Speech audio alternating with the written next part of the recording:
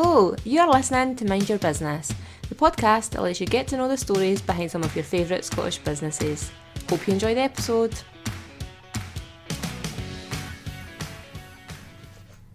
This week's episode is brought to you by the Secret Garden Rooms.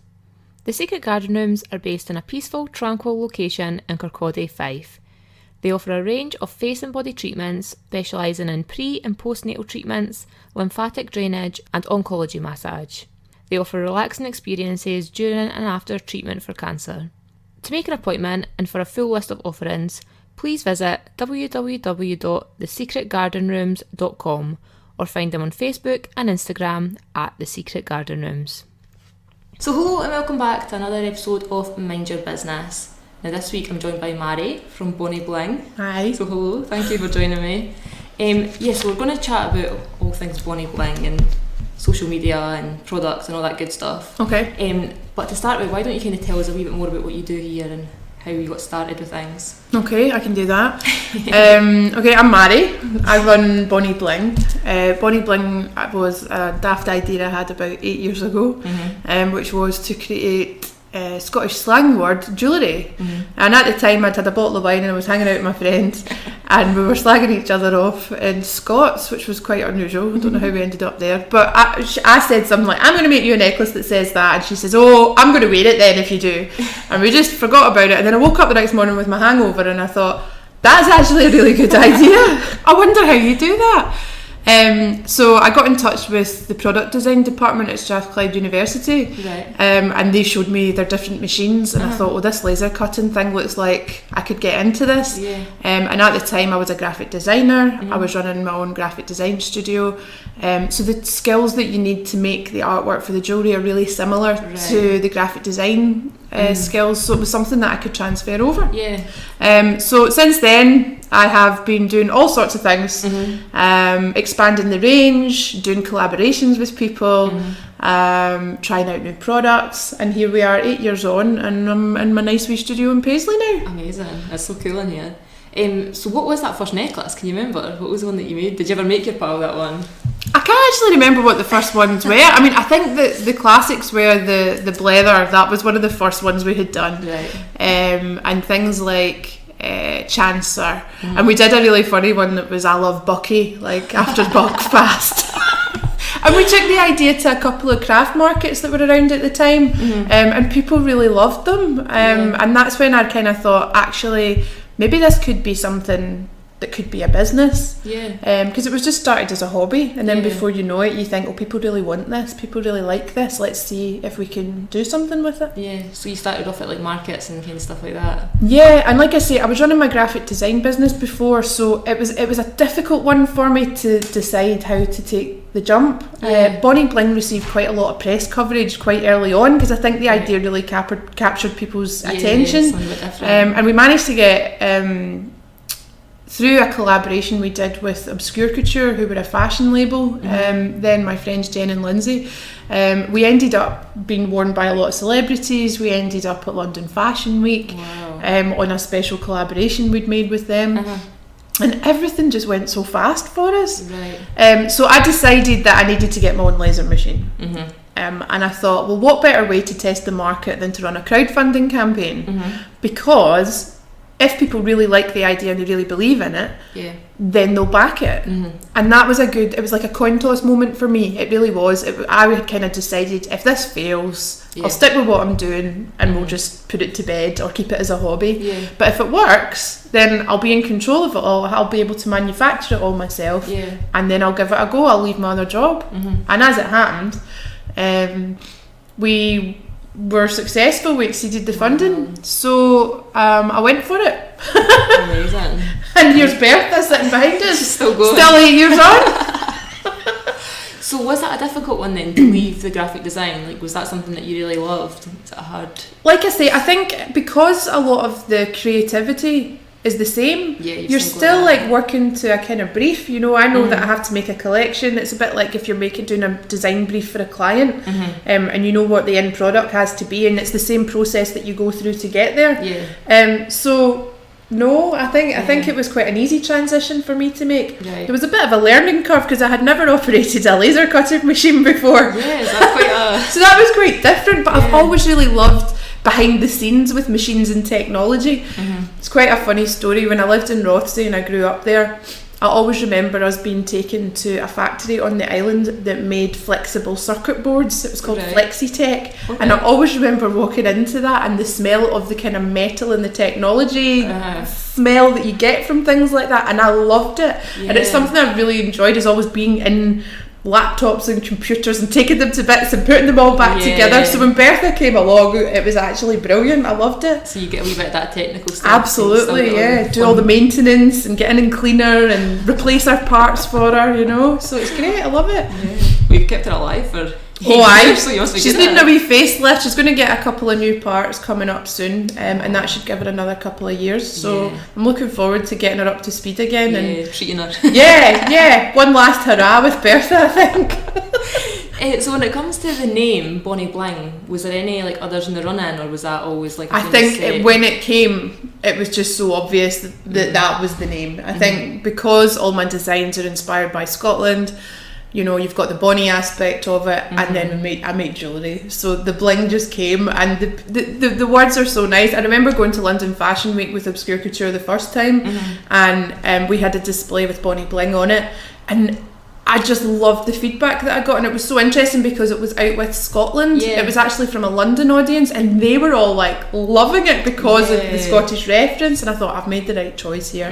I love it, I really do. I suppose because you do get that like people who are not from Scotland, they're like, oh, it's Scottish, and it's like an authentic Scottish brand, and you get that, and the people from Scotland. But there's quite a lot of, I have to say, there's quite a lot of people that email and they'll be like, hi Bonnie, and they think it's me that's called Bonnie, but then I have to kind of be like, I'm not actually Mrs. Bling. I mean, I kind of am, but what a fab name that would be. Could you imagine?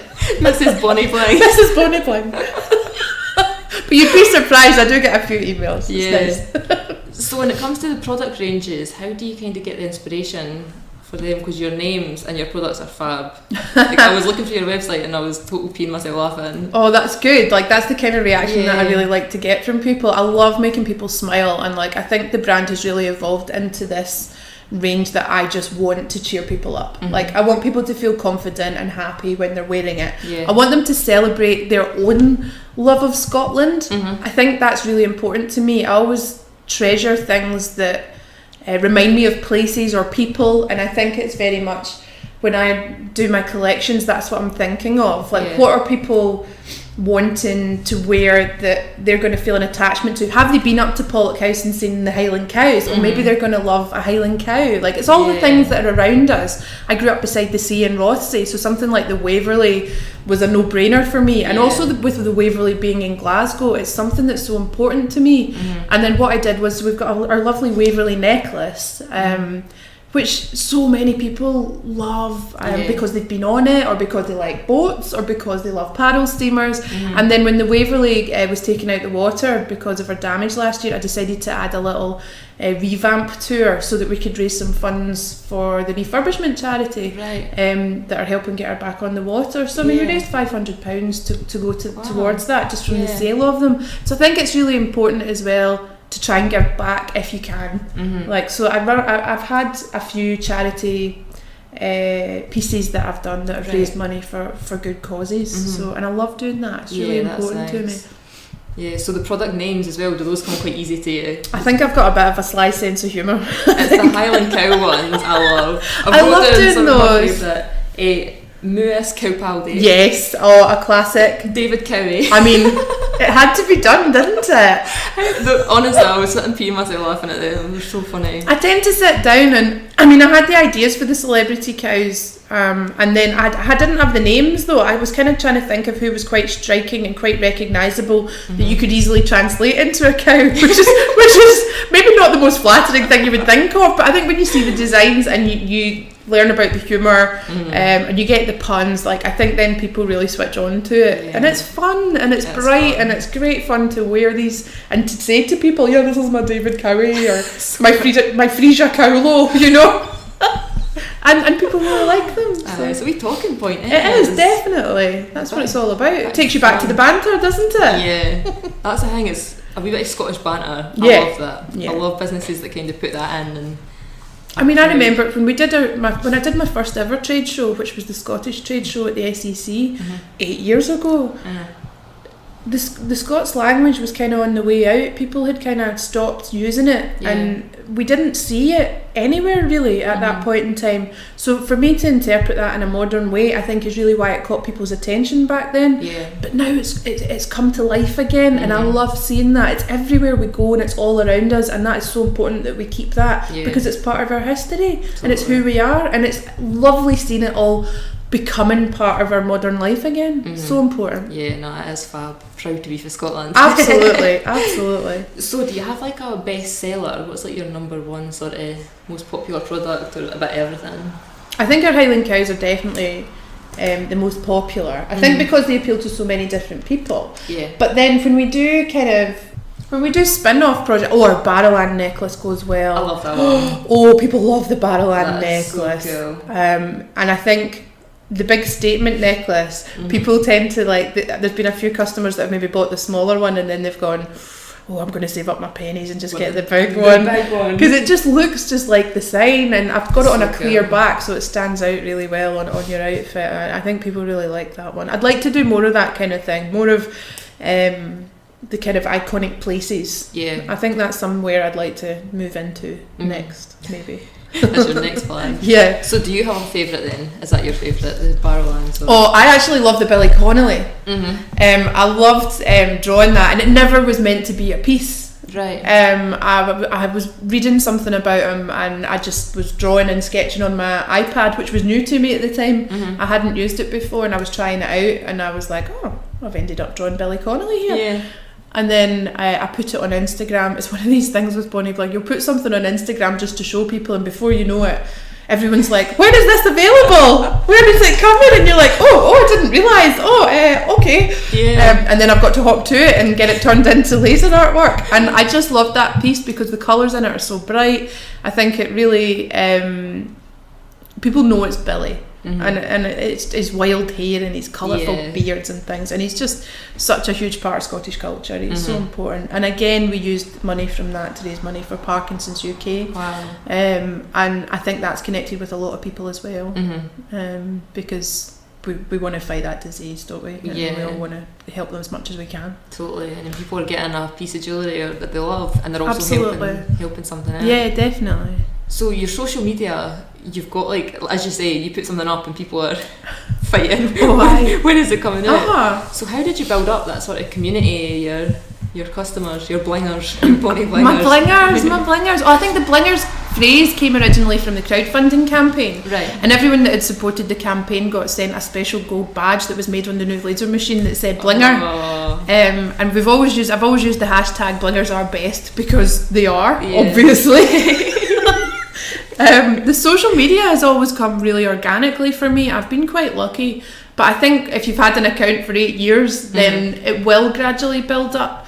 And sometimes even, I get frustrated. I'm like, why have I not got more followers? But I think social media is really bad for putting that pressure on us. Totally. And you've got to remember, it's not important.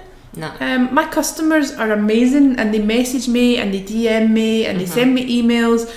And they cheer me on, and sometimes if they're having a bad day, they message me and we cheer each other up, and we've got this lovely relationship. And I just think it's so personal and so important to have that with a brand. And that's the difference between the small brands and the big brands these days, is that we are able to be personal with you, and we care about you, whereas bigger brands maybe don't so much. I think small businesses do that so well, like actually become like friends with their customers. Definitely. I'll go to an event and there'll be customers there, and I love meeting people face to face. And a lot of the time I don't do a lot of markets anymore, just due to time and health and things like that, but when I do go, I go because I want to meet my customers and to catch up with them and see how they're doing. That's my main reason for doing them, and I love it. And then I come back to the office buzzing, like, it was so nice to see them and see how they're getting on. I love that. It is nice when you're working alone as well, to kind of have that get out and meet people. And also the feedback from a business point of view. If I've got a new product, I can take it and say, hey, what do you guys think? And I can see how people react to things as well. I think when you're starting out, that's really important. It can be quite scary to put your products in front of people, but it's the best thing you can do. And if they're turning their noses up, then maybe it's not quite the right product. Maybe you need to tweak your designs a bit. But if you see the faces light up and you see them picking it up lots and asking you questions about it, then you know you've got them and you know that people are interested in it. So keep putting yourself out there. I think that's really important. So do you still get that fear when you're putting it something new, or are you kind of used to it now? No, I still get the fear. Yeah, I think in my brain, like an idea can sit in my brain kind of fizzing away for months. Right. So there's a few in there that have been in there for years that have not quite made it out yet. And you're always like, oh, I need to get this done, and just sometimes it doesn't happen.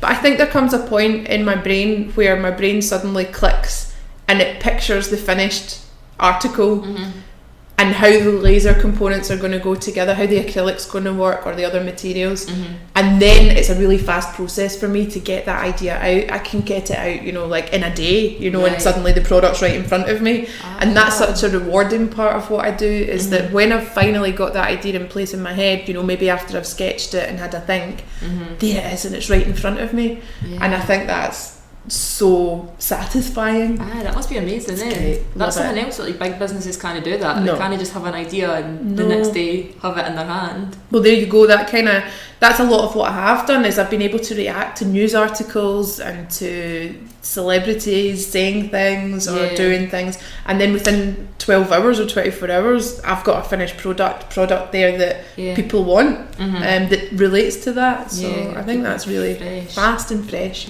Well, I have to talk to you on that kind of note about the Christmas madness I had last year. I think I've maybe just recovered enough to talk about it. The Capaldi Christmas madness. So how did that went mad, didn't it? How did that all come about? Well, I have to say, in 8 years and all the celebs that I've had like wear my jewellery, I've never experienced anything like that. I think again it was another one of my daft ideas. Was there a bottle of wine involved? Not so much wine this time, but I was working with Hell Yeah over in Shawlands, who are a lovely independent gift shop, and I'd suggested to them that I decorate their Christmas tree for them this year, because I've got loads of really fun Christmas tree decorations, and I don't know how it came up, but we came up with this funny idea to make a Lewis Capaldi angel for the top of their tree.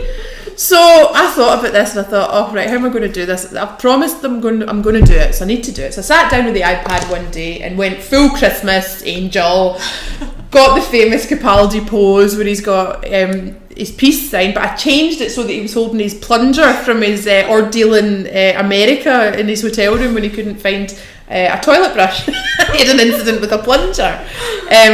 So I made it again just for them, but I put it up on Instagram in my stories, and instantly, honestly, I had like 50 messages like, where can I get one? When are these available? Oh my god. Oh my god. And what I totally didn't anticipate was that the reach would be so massive. So within 24 hours that was viral, like in the truest sense of the word. I was kind of blown away because it had gone into Facebook fan groups. Right, okay. And then from there, I was like, oh look, it's got like 20 people liking it, and oh, we've got 50 comments, and then in another 24 hours these were hundreds and hundreds of people. So there was just me here and Bertha.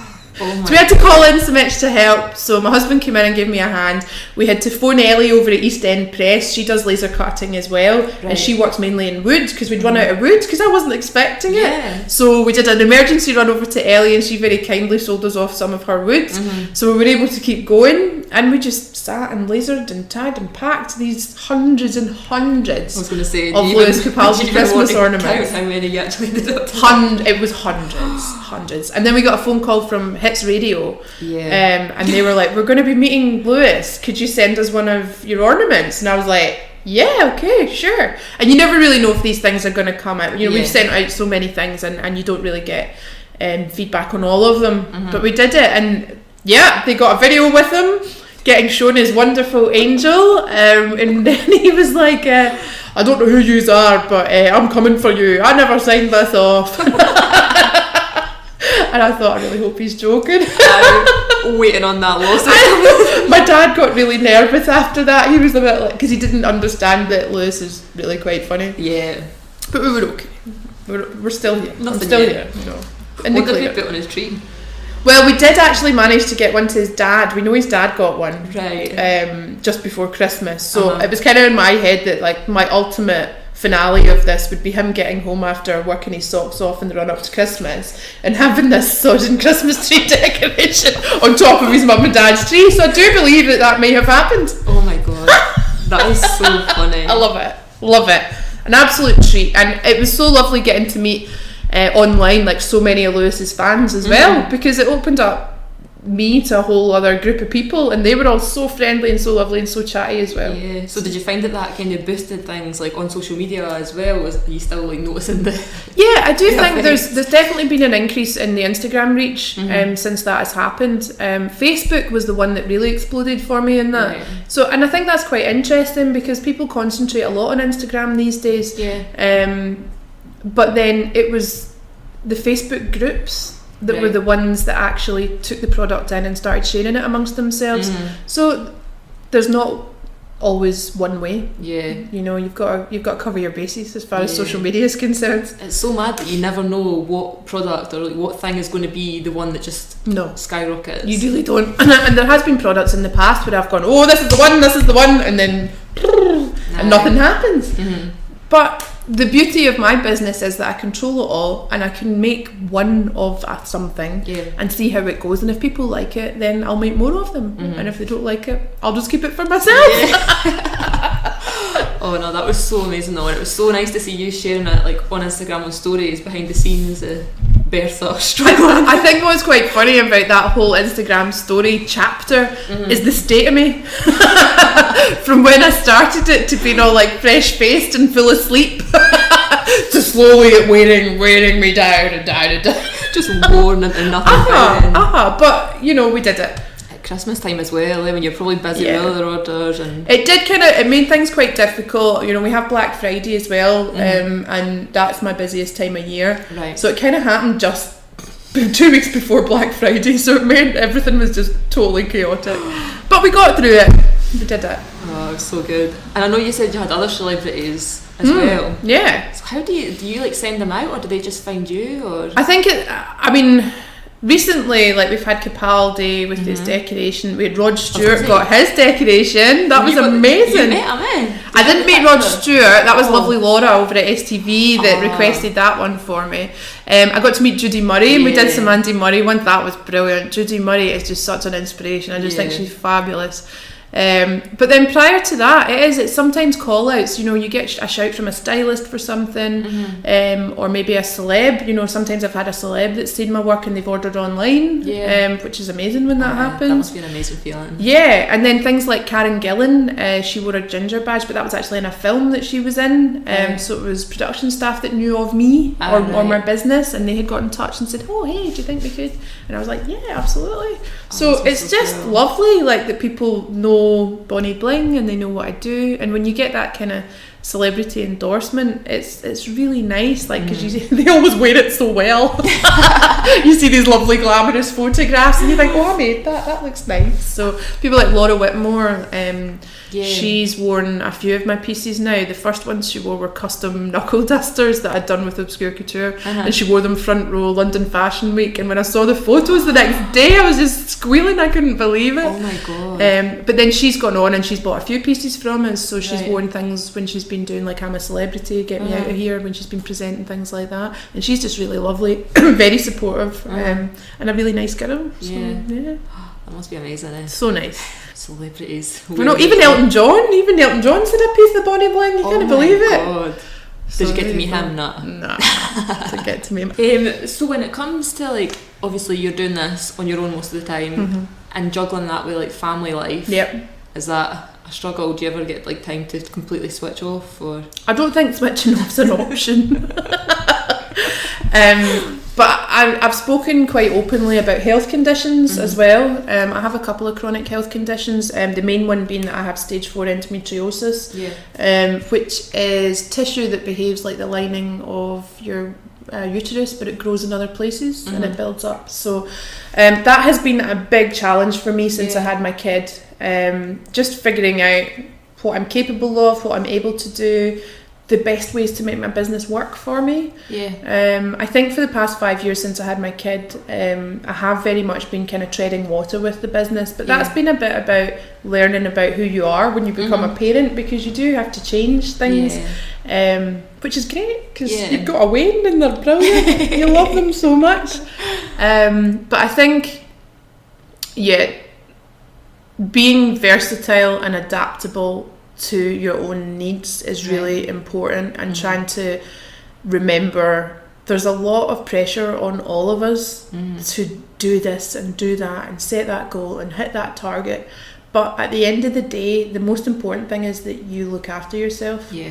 There are some days where I can't get in here because I'm in pain, and I have to curl up with my hot water bottles and my painkillers, and I'll be thinking about my customers and my orders that need to go out, but I've just been honest with them about that, and I will email them and I'll say I'm really sorry, and everyone's always so lovely. I mean, we're all human, and everyone has their own challenges that they need to overcome, and this is my lot at the moment, so it's hard, but I have help. You know, I remember at Christmas when things were crazy, and I had a couple, Ali and Ruth, XOXO Designs and Red Apple Handmade.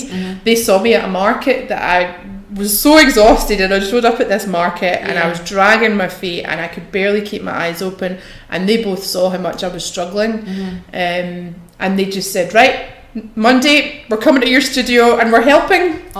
And they came in, and the three of us sat in this studio, and they helped me pack all those Capaldis, helped me get the office in order, get the Black Friday orders out, and it just meant so much to me. And to have that community around the small businesses around me is just amazing.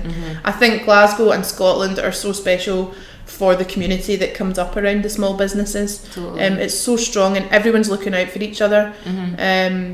And I just think it's brilliant. It really is. I couldn't have got through that without help. And they were just there, and they're like, we're coming. That's amazing. No questions asked. And I would do it for them and anyone else as well, you know, if they needed help. I think if you're not like a small business owner, you might think that we're all like fighting with each other and like competition, but it's really not like that. It isn't at all. I've never really come up against that. And that's in 8 years. You know, I think I've got so many different pockets of small business friends. You know, I've got ones that have come from the trade show, ones that come from the markets, ones that are maybe in similar maybe business groups online, but everyone is just so supportive. And then even the women that I'm meeting through groups that I'm in for endometriosis, like there's just so much love and care out there. It's just that it's not really what we're fed. But if you need help and you need support, there are people there that will help you. I was really bad though. I didn't ask for help. I was just kept trying to go, and I was so broken. I really was. I was really at the end of it. I couldn't see how I was going to do it, but they were just like, no. And I think that's just magical. Sometimes just asking for help and just letting people know that you're struggling. I think it's the hardest thing. It's a big lesson. Big lesson. Need to ask for help. And I think people talking about it, like on social media and stuff, like you show when you're struggling with your endometriosis and flare-ups, and when you have to like just stop. I find it kind of strange, because I think I don't want people to be like, oh no, oh poor Mhairi, poor Mhairi. But I do want other people who have it to realise that they're not alone. There are other women that have chronic health conditions that understand what you're going through. The spoonies, we call our chronic illness pals.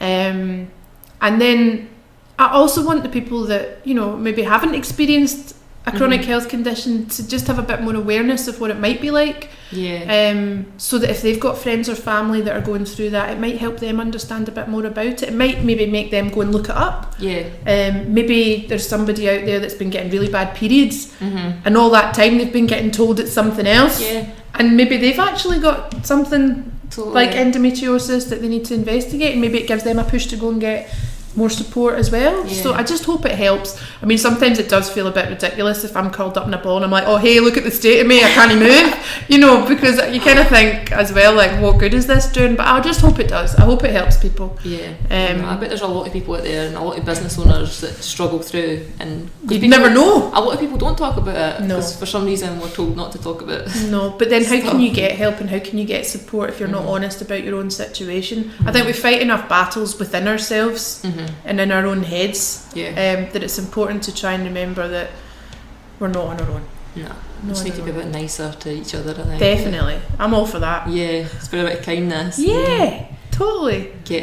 Lift each other up. Definitely. Support each other. And then that becomes a really uplifting situation. If you've got other friends that you're helping out and it gives them a boost and it makes them push harder and it makes their business more successful, that's an amazing thing that you've been part of. And they'll always remember that. Yeah. I'm always going to remember those girls coming and helping me. Yeah. So I'm always going to be on the lookout to help them. You know, it's a lovely feeling. Yeah, they always say that, you should be around people who are lifting you up Definitely. and making you want to be better and just being nice and positive. Definitely. Well, I'm in this. I'm in one of the wedding groups, Raw Brides, and my friend Heather runs that, and it's just the most amazing collective group of people, and they're all wedding suppliers. And again, it's, you know, they can share their stories, they can share their problems, and I just think having these resources online is important for us all now, but using them in a positive way, because obviously we all know that there's a lot of dangers out there as well, and that things can be really bad for mental health. Just stay away from the bad stuff, concentrate on the good stuff, and be nice to yourself as well. I think that's really important. I think you have to, I did it recently, like went through and unfollowed a load of things that make you feel crap about yourself, and just fill it with like positivity, and sometimes you can step away, and it's important to realise. I mean, I'm as bad as the next person for realising that I've gone down a wormhole and I haven't lifted my head out my phone for I don't know how long, you know, and my kid's going nuts around my ankles and you're like, what's wrong with you? And clearly I'm just on an Instagram or Pinterest hole, you know. Zoned it for But then you realise that's not actually getting you anywhere. You know, it's time to lift your head up and do something. Like, even if it's a little thing that just makes you feel better that day, that's good. And it helps push you forwards. So do you have things that you kind of do to get out of your head and get out of social media? Oh, I'm such a mom. Like, I love doing crafting with my wee girl, and she likes to come and make jewellery with me, which is nice. I'll get her trained up in no time, I'm sure. Apprentice. But she loves coming in, and I really like that she can see that I am her mum and that I am running my own business, and you know, she was just fascinated with Lewis Capaldi at Christmas. She's like, he's on the television again, mum. Or if his song came on the radio, that's Lewis Capaldi again, mum. You know, and her seeing that there was a connection there, I love that. That's amazing for her to see. Like. Definitely. I think when I was going through school, you're always told, pick your career, pick your courses to get your career, but the world is such a different place right now. Totally. The reason that I became self-employed in the first place was because I had 3 jobs in my life and I got made redundant in every single one of them due to company problems. And it was the industry I was in, the design industry was so volatile at that time. It still is. And now there's so many more freelancers, there's so many more independent companies. People have this multi-hyphen lifestyle now where you don't just have one job, you have 3 or 4, and I think that's really important to acknowledge, because for so long people would ask me what I did and I didn't really feel validated, because I thought, oh, well, I do this and I do this and I do this, and it didn't feel like a job or a career. But what you're doing is just as valid as anybody else. Totally. If you're paying the bills and it's impressive.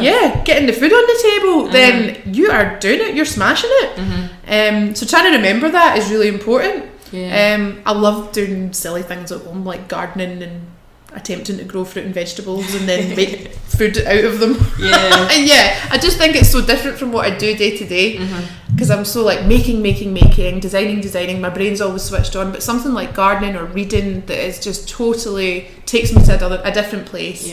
I love being beside the sea. Like if I'm having a meltdown or I feel like things are getting too much, hop on the ferry to Rothesay, over I go, back to my hometown, and a wee walk along the front, and you're feeling better in no time. You know, I think being in nature and being outside is really important as well. I just really wish we had better weather, because I'm so not cut out for this. Nah, how fab would it be, even if it was just dry? I know, like, it's a break. So when you're having a meltdown, you can go outside and you'll be freezing. I know, I just wish it was, well, maybe it will get warmer, you never know. I get that. You go stir crazy when you're just in the house or in the office and you've not spoken to anyone in like a week. There's only so much Netflix you can handle after a while, isn't there? Totally. You need to get out there and see some real people. No, that's amazing though that you've got those things that kind of help you switch off and grounds you almost. It kind of brings you back down to earth. I love reading. Like, reading is a promise that I made to myself. I had my first endometriosis surgery about 1.5 years ago, and in my recovery from that, I was in a place where my brain was going 100 miles an hour, but my body just wasn't ready to keep up with it. So I decided that I would start reading more, because it's something that I'd really neglected. And I was really annoyed at myself for doing that. So I'm actually just really enjoying reading again. It's brilliant. And I'm such a sucker for a good self-help book. Like, I take them all with a pinch of salt, but I think when you're feeling a bit down and you're wanting a bit of motivation, then there's definitely something in that. Definitely. Yeah, you can always find something to bring you up a bit. And if not, you can just read them and slag them off in your head anyway. Get a giggle out of it. You end up reading that many with different bits of advice and they're absolutely all cross over each other. It's all like, get up earlier and make a cup of tea and do some yoga, and then the other one's telling you, take an extra 10 minutes in bed, don't do yoga. Like, I'll go with that one. I always think of that. I'm like, I'm going to start yoga next week. Every time. I've never once. Every time. And I keep thinking my mats are right. All I need to do is take that mat out of the cupboards and I'll be there. But I do things like breathing exercises that are kind of tied to yoga poses and things, and I do find that helps relax me, especially when I have pain flares. Then focusing on your breathing and keeping yourself centered can really actually help with your pain management, because sometimes the pain can be quite overwhelming, and there's definitely been a few times where the breathing's just not been enough. It's no cutting it. No. I've had a couple of knee trips as a result of that, but like, thank goodness we've got the NHS. Oh God, I know. On the NHS. Hopefully for a long time. Yes, definitely. So do you have a sort of master plan for the business this year or beyond? If you got world domination? Well, like, that's a good question. I better clear my throat for this one. No, I think that's tricky. I think I always have a kind of plan in mind. I mean, we're sitting in front of a 12-month planner right now, but to be honest, when you look at it, there's nothing on it. I think part of that is that this year I'm going for a big operation. We're going to try and get rid of the endometriosis that's inside of me. And that is going to be a big operation that's going to have quite a lengthy recovery. We're looking at probably 3 to 6 months recovery from the operation. But it's my choice to go through with this. It's not a guarantee that it's going to fix this, but it is probably going to relieve a lot of symptoms. So I've got a very short plan for things that I need to have done before I go to hospital. My husband Neil has been helping, like, people will have seen him on Instagram every now and then. He's been helping and he's been trained up in using Bertha, and him and Bertha are really good pals now, which is great. So he's actually going to be running the business while I recover. I'll still be making stuff because I can just be brought things. Just bring me things and I'll make them and it'll keep me nice and busy. I've got a new product launching before then, which I am really excited about. Now, obviously, I make a lot of Bonnie Bling with plastic, and plastic is bad, you know. But the perspex that I use does have quite good eco credentials, but I wanted to do something that would push that a bit further. So, what I've actually managed to source is a new acrylic, which is actually 100% recycled from old acrylic, and is then 100% recyclable. All acrylic as it stands is recyclable, and all of my waste sheets go to an industrial recycler to be pelleted down. But what this new company do is they buy those pellets, melt them down, extract the chemicals that create colour, and make them into clean sheets again. And then they inject more chemicals in that add the colours again. Oh my God. So you've got a completely closed loop process. So for me, I'm quite a small business, and you have to buy quite a lot of this stuff. So what I've decided to do is relaunch my Highland Cow collection, and they are now going to become the ECOWs. Wow. So they are going to be made from 100% recycled acrylic. They're going to be mounted on a beautiful birch back, which is made from sustainable wood. And they are just lovely. And I'm really looking forward to getting them. We're like, let's start on the core range, the best sellers, and then as my old stocks of acrylic run out, we'll replace them with this new acrylic. Right. So that by the time it's all gone, we'll have a full business that's all made from recycled acrylic. Wow. That's so I'm exciting. really excited about getting that going. Yeah. I've got a couple of more collaborations in the works. I think one of them involves a certain monster that lives in a loch. So I'm quite looking forward to that one. Can't give too much away yet. Secret. And I'm continuing my work with the National Trust for Scotland. The Charles Jenny Mackintosh collection that I did for them last year is still going strong. Right. So that's based down at Hill House in Helensburgh, and all inspired by the Mackintosh and MacDonald works in the house. So we're maybe looking at adding a couple of new pieces to that as well. So there's quite a lot going on. Yeah. I do have another collection that I want to get out, but I don't know if it's going to happen in time before I go off, so I might save that till summertime. We'll see how we go, but the sketchbook is full. It's just the time to get the ideas out now. Well, make sure you give yourself time to I know. actually I will, I promise. I think what I'm going to be doing when I'm recovering is I've been really interested in Scottish women's history, and one of the ideas I had originally was to create a zine based on inspiring Scottish women. So about inspiring Scottish women, for inspiring Scottish women, loads of inspiring Scottish women. But I think the idea is evolving now into something else, so I'm not quite sure where it's going yet, but I have been in talks with some incredible women who know an incredible amount about the subject matter, and I've just been blown away. So I think I'm going to spend that period of time where I'm getting better, actually researching and reading more about these women, so that by the end of that my project can come together, and I'm looking at launching an associated project for inspiring Scottish women in time for Christmas. So there we go. So there is quite a lot going on, right? A lot of exciting stuff. Oh my god. I thought you were taking it easy. This is just, part-time hobby stuff. Golly, imagine if I wasn't having the surgery. Oh god. I'd be full pelt. You'd probably be taking over the world. Wouldn't that be lovely? No, that's so exciting though. I'm excited to see what you've got planned. Thank you so much. No, I think that's all my questions. So if you want, we'll do some shout outs to small businesses. Right, check them out. So you can shout out as many as you want, people that you want people to check out. Okay, so I would be absolutely nowhere if it wasn't for Bryony Cullen. Bryony does all my SEO for my website, and she is an absolute genius when it comes to things like that, so go check her out if you're ever looking for some help with your Shopify or your SEO and your blogs and things like that. She's fantastic. I absolutely love my pal Lindsay, who runs the Lindsay Loves blog, and she is on Instagram. You should go check her out because she is the most positive person. Wow. She is wonderful. She's great to be around. Her posts are always super happy, bright and cheery, and I think we need more of that in the world. Totally. So go check out Lindsay. I've got some wee pals. Neil Slorence, the comic book illustrator. Go check Neil out. He's fantastic and he's doing really well, him and his tortoise. And then we have got my old Hidden Lane neighbour, Libby Walker. She is a fantastic illustrator and she has opened her shop over on the south side.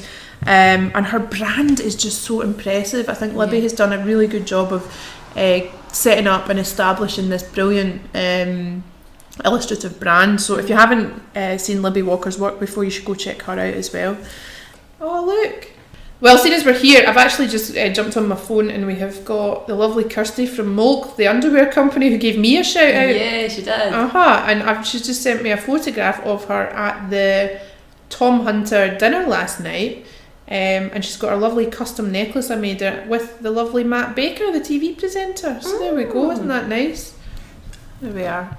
Oh, I've seen that necklace the other day. There we go. Wow, there's a clean So that's lovely. So there you go. We shout out to them as well. Perfect. Well, I'll tag all them in so people can check them out. Worries. And the last thing is for you to plug yourself. So where can we find you online, on Instagram? Okay, so if you're looking for Bonnie Bling, you can find me in all sorts of weird and wonderful places, mainly on the internet. That sounds really weird, but let's have a look. So if you want to check out the website, which is the online store, you can find me at www.bonniebling.co.uk. If you prefer to be stalking me on Instagram. My Instagram handle, I believe, is at @BonnieBling. If you like the more personal touch and want to hear what I'm moaning about, then Twitter is the place for you. Now my Twitter handle is at Bonnie_Bling, and I'm always on there for a blether. I'm normally slagging off whatever I'm watching on the telly. So if you want to come and slag some TV shows with me, that's where you'll find me there. And Facebook, all you need to do is search for Bonnie Bling and I will pop right up. Yes, you can. That's amazing. Well, I'll tag you as well to make sure they Brilliant. find you. And yeah, check out Bonnie Bling, and I will speak to you next week. Bye. Thank you so much. Bye.